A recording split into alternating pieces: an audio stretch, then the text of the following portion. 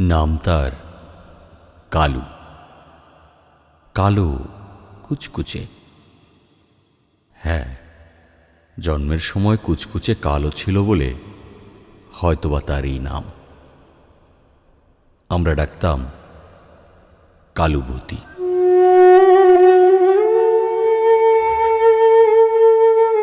হয়তো ভূতের মতো, তাই ভূতি।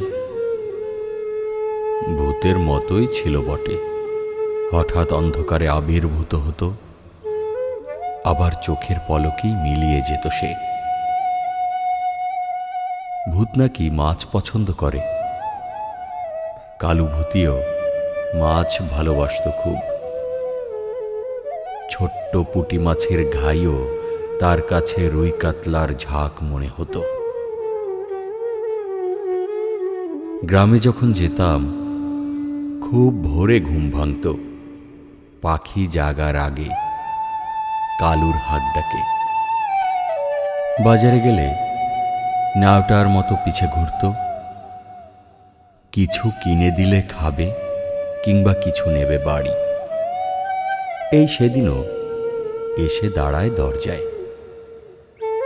সদুয়েকের ব্যবস্থা করি, পকেটে যা ছিল তাই। খুশি মনে চলে যায়।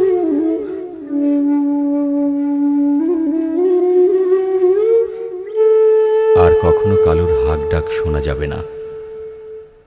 কালুটা মরে গেছে।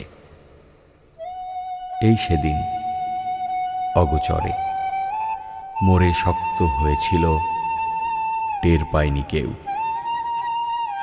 আজ বহুদিন পরে এসে জানতে ইচ্ছে করে, নরম কাদামাটিতে আমার ছোট্ট পায়ের ছাপ দেখতে কেমন ছিল। কতটা আনন্দ পেয়েছিল সে। না হলে পাড়া শুদ্ধ সবাইকে ডেকে ডেকে আমার নরম কাদায় ছোট্ট পায়ের ছাপ কেন সে দেখিয়েছিল সেদিন। কেন হেঁকে বলেছিল, ও মা দেখ্যা যাও, মনুর পাও কি ছোট্ট, ও মা তাড়াতাড়ি আও।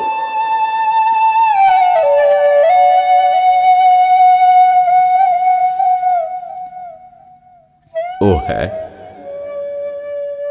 কালু নামটা শুনে কেমন কুকুর কুকুর লাগছিল আপনাদের কাছে, তাই না? যারা এতদিন তার সাথে কুকুরের মতোই আচরণ করেছেন, সে মানুষ, সে কালু যে মরে গেছে। সে আমার ছোট্টবেলার খেলার সাথী। আমায় কোলে পিঠে নিয়ে ঘুরে বেড়াতো সে। তার দায়িত্ব ছিল না এটা, এমনি। হয়তো মানুষকে বড্ড ভালোবাসত কালু।